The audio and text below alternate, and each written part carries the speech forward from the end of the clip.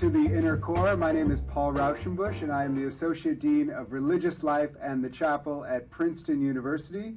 We're so glad you're with us today, and today is an opportunity for you and all of us to learn to deal with stress a little bit more, to get more calm in our lives, to be more aware of what we're thinking, what we're feeling, and perhaps to let some of the stress out of our life and gain a little sense of peace, a sense of being present in this moment. And so I am delighted to welcome here Roberto Schiraldi, who is in the Counseling Center at Princeton University, Owen Fletcher, who is a member of the Princeton Buddhist Student Group, and a co-convener of the Religious Life Council, which is the Interreligious Council at Princeton University. And both Roberto and Owen are leading a group that we do every Thursday at noon at the university, which deals with meditation and stress and how we can bring our spiritual traditions and all of our spiritual and knowledge to bear on the issue of stress in our daily life. So today we're going to be talking about meditation and how to bring these practices into our life to make life better and feel more connected. So welcome. We're so glad that you're here. But what is it about Buddhism? I mean, what is the actual tradition that you bring to that? Is there a school of thought, or is it what is, being more specific? What is it? I would say that the meditation I've done the most of is Zen Buddhist meditation, which is really just focusing on the breath, which is what Roberto was just talking about. But I've also done some mantra meditations and visualization meditations. What is a mantra meditation? A mantra is something that you would just repeat over and over. For example, the syllable that everyone seems to be familiar with in popular culture is Om. You can just say Om over and over. And do Buddhists use that as well, or is I've heard that in Hindu terms, it's like the sound of the origins of the universe. Is that something? I guess we're not really like pinpointing one tradition. It's really hard to draw lines. Yeah. Well, especially Buddhism and Hinduism comes out of Hinduism. So. But it's just another meditation technique, and I know that I've heard Om used at least as part of a larger mantra in Buddhism. But it's. Can you remember what that is, or? Sure. Actually, it goes Tayata Om Muni Muni Maha Muniya Soha, and you say that either 7 or 21 times, I think. And the only times I've done it, I've been with a group, and everybody does it together. And do we know what that means? Or?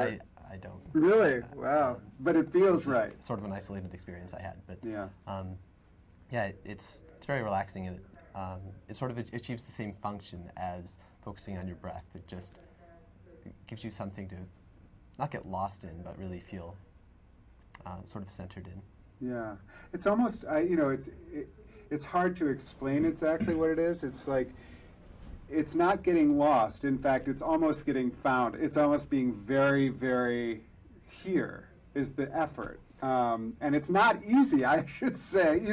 I find, whenever I try meditating, which we do every Thursday, I have this horrible, I'm really bad at this, and then it's like reinforcing my really badness because I'm thinking about being really, and if you can let that go instead of having all these judgments, all of this other stuff going on, and just get back to the breath.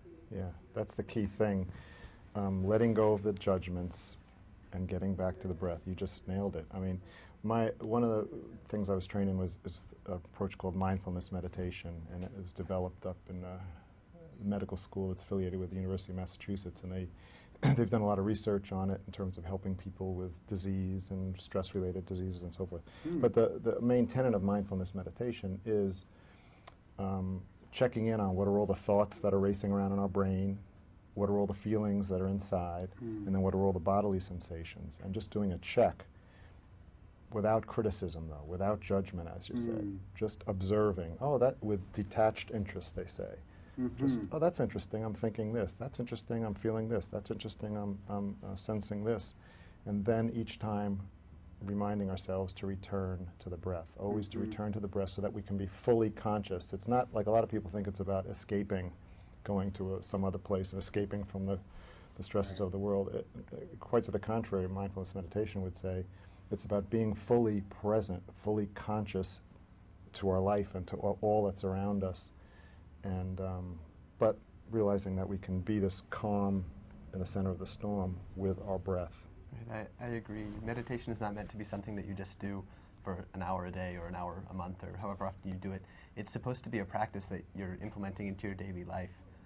When we do sitting meditation in Zen Buddhism, we have well, at least many schools teach that you have your eyes open, and it's sort of as a reminder that, well, first of all, it's to let light in so you don't fall asleep, but also it's to remind you that you're supposed to be engaging the world as you do it, rather than having your eyes closed and sort of isolating yourself. But you also do walking meditation, you can do mantra meditation again, you can do all sorts of other meditations that can be seen as a step towards maintaining the state of mindfulness at all points during your daily life, which is sort of impossible unless you are a monk for a very long time, I think. But it's it's sort of. Well, there's even eating meditation. I mean, you know, I think you did once with me, and I've done this in other places where you take a raisin and you put it in your mouth and you take like a minute to eat this raisin. Generally, when I eat raisins, like. You know, I watch TV while I'm eating, you know, and this instead, you just take one raisin and you really taste it, and you taste all of the flavor. I mean, it's really a most, and you think, what am I missing? You know, I mean, every day. And I think that's what it is, almost more than anything else for me. It's like, it's fully being aware of the moment, and it seems so rich all of a sudden. You know, if you allow yourself to get, you know, in touch with everything that's going on. I think it's I think part of what we're doing at Princeton every day is running to the next thing, to the next thing, to the next thing. Always our mind on the next thing. And here it's okay, I'm going to just take a moment and realize the incredible richness of this moment. What are some other? We've talked a little bit about Buddhism. How would a Lakota approach to this change it? I mean, what would they bring into something that would have a similar effect, which means being present, being maybe less frenetic, but maybe wouldn't use the same exact language about it or tools? Well, the main tenet of Lakota teaching is a phrase called Mitakuye Oyasin, all my relations. Say the word again, or the series of words. It's two words, Mitakuye Oyasin. Mitakuye-asin. And we say that when we go into when we go into sweat lodges, or it's just a way of reminding us of the sacred connection, if you will, of all living things. That when I was brought up Catholic Italian in Brooklyn, so there wasn't a temple around the corner from where I was, and there wasn't a sweat lodge, you know. But what I've learned, which I appreciate so much, is just to be reminded that I'm not alone, even though I feel alone a lot of times. I have felt alone a lot of times. And I think that's one of the beauties of any of this kind of mindfulness meditation or Buddhist meditation. I think it's all similar in that it reminds us of the connection that we have when we really are feeling fully present and not mindless and unaware of everything around us and our place, you know, and our connection. So Lakota we talk a lot about feeling that deep connection to the Earth Mother, for instance, feeling like a mindful walking, feeling the connection with our feet on the Earth Mother and that deep connection to the roots of the Earth, rather than just mindlessly walking through the Earth and stepping all over flowers, or you know, just seeing that deep connection is a major tenet of that. And in sweat lodges, for instance, which is in a dark, covered pit with fire, you get this deep connection to the feeling of the deep connection to the Mother Earth, and it's a peaceful reminding of the connection with even the rocks in the fire pit. You know, that may sound a little too much, but that I'm no different than that animal, than that tree, than that rock, that there's a sense of aliveness and energy, which is, scientific terms, everything's pure energy anyway, so it's not that far-fetched. But I find that strangely reassuring and troubling at the same time, you know, because I think we like to think how special we are, and how, and that doesn't negate that, but in some ways it also, what it does is it brings up the specialness of other things, and makes us feel a part of that. And as I understand it, this is also connected with people who have gone before us. So I don't know if they call it the ancestors or how it would be phrased, but it's really being in touch with just this continuum of life. And I think that that's very appealing in a lot of traditions, even in my tradition as a Christian, like the saints who have gone on before me and whoever has come after me, that I'm a part of a communion, as we could say, that there's a connection. And I think that's a very reassuring, and both, again, it stresses my importance, but also not my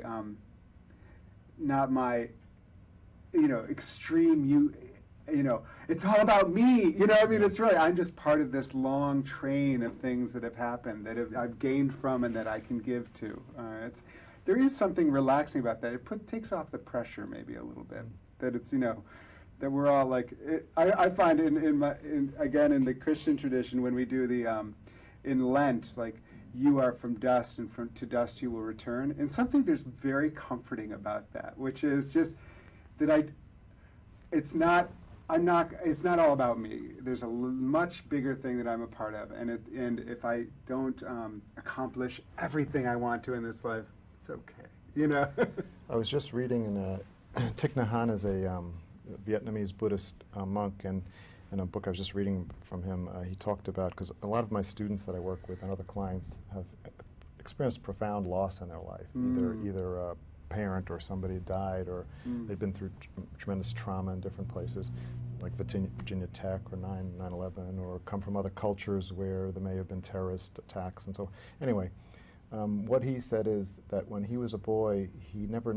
thought that his mother would die, but his mother died, and he was taught, though, to go out and see, because his teaching was that it's all pure energy, and that we've always been here and we always will be here. It's just this is the form we're in this moment.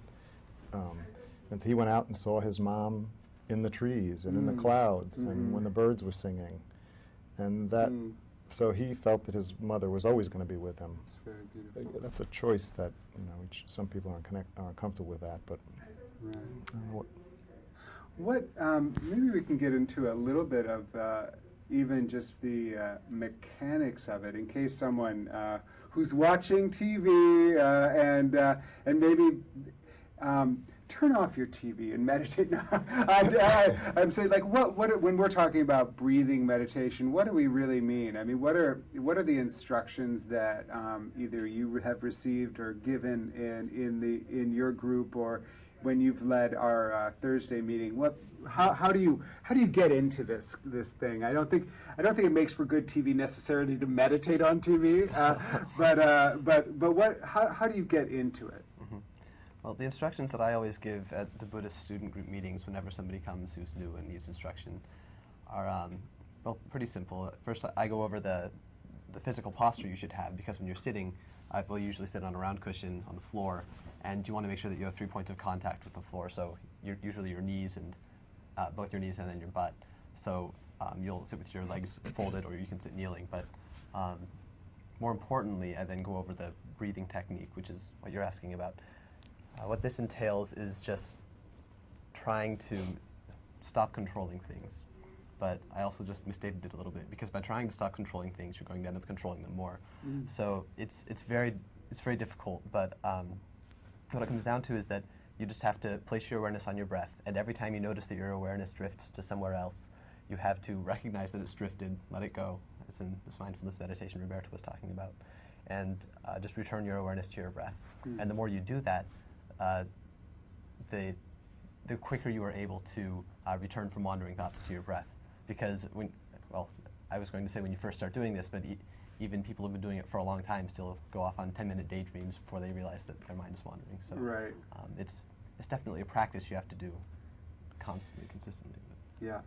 Can I just add something to it? I think Owen alluded to this before, though. It's not about necessarily, although you can just sit quietly in silence. I mean, you could go hold up in a cave somewhere and do this. you know, to me, it's about how to live more fully, like we were talking about before, in this moment, not an isolation. Mm-hmm. So, for instance, I work with a lot of athletes at Princeton. Just work.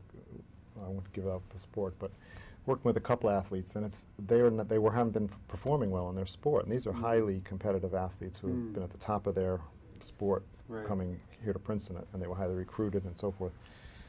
But they had forgotten about the connection to themselves and to what was really true for them and being themselves. They had just forgotten it got lost in the fear and the pressure of performing at this high level with intercollegiate competition.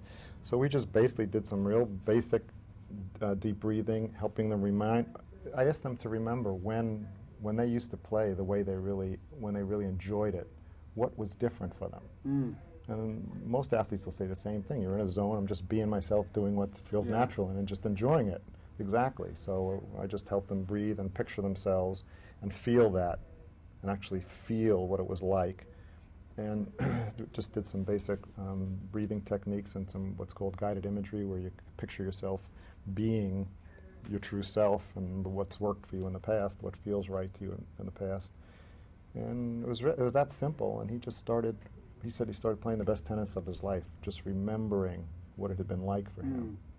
And it's the same for any sport. That's why I have the whole class of. No, I had very similar experiences. With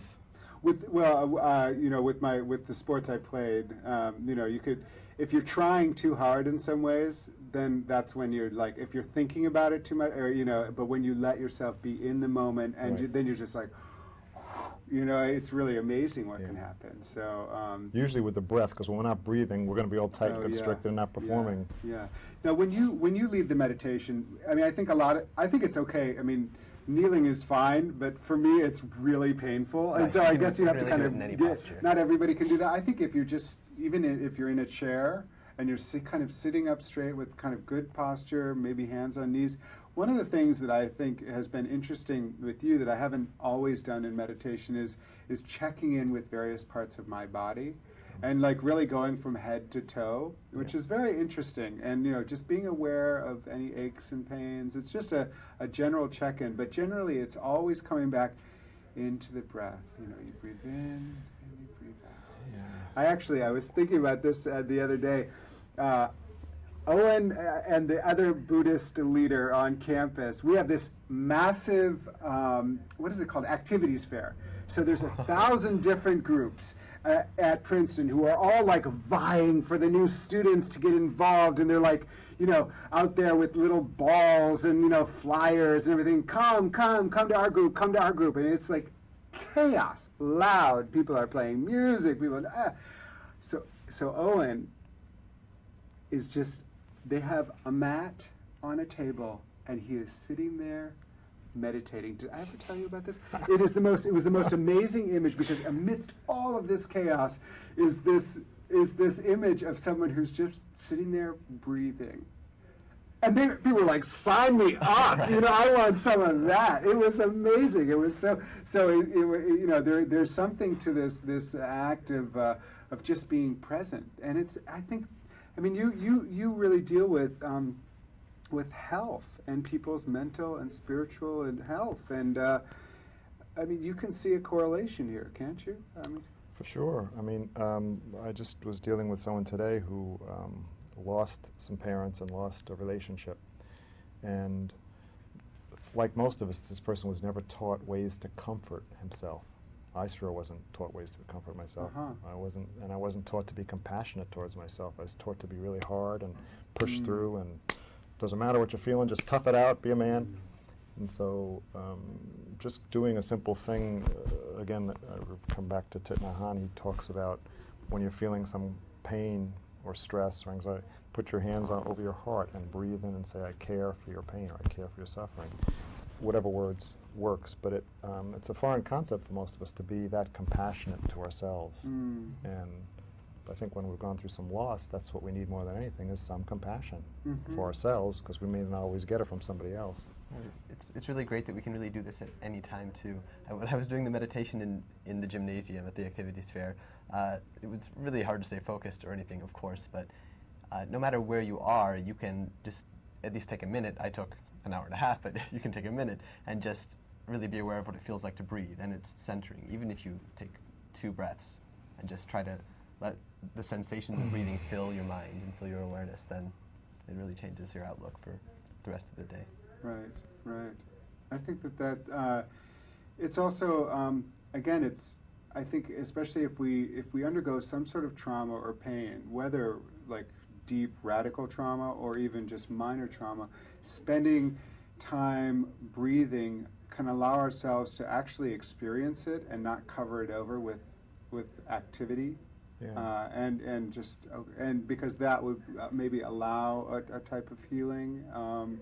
So I think that there's a value to just taking the time out. I mean, I've found that every time we do our meditation on Thursday, that I'm always running to make, something happen before I get there. Oh my God, the meditation, and then I get there, and by the end of it, I'm like, oh, that is exactly what I needed right now, and I didn't even remember that I needed it. So this is your opportunity if you're sitting at home and you could take off, to turn off the TV and just, I find that even 10 minutes to start with, or even 5 minutes to start with, is like a completely legitimate time well spent, just breathing, either with eyes open. I think it's harder with eyes open, so maybe that's something you lead up to, or if you have a white wall.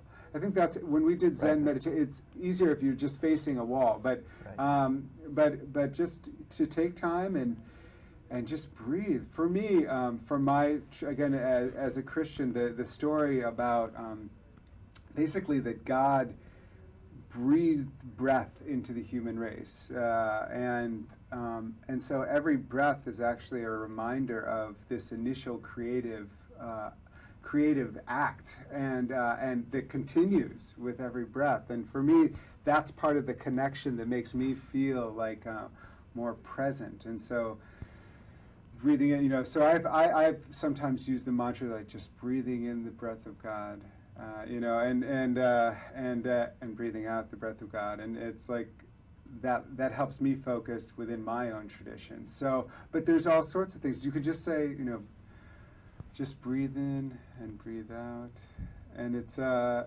real opportunity. So we are running out of time. Do you have any last words of wisdom for those folks listening or watching? Or I just encourage people to breathe, to practice being in touch with their breath. Breathing in, I relax. Breathing out, I release. Could be one thing they could say, but at the what's another? I mean, just breathing in, I relax. Breathing out, I release. Releasing tension, releasing stress, releasing whatever someone needs to. I release pain, even, I suppose. Yeah, sure. Yeah.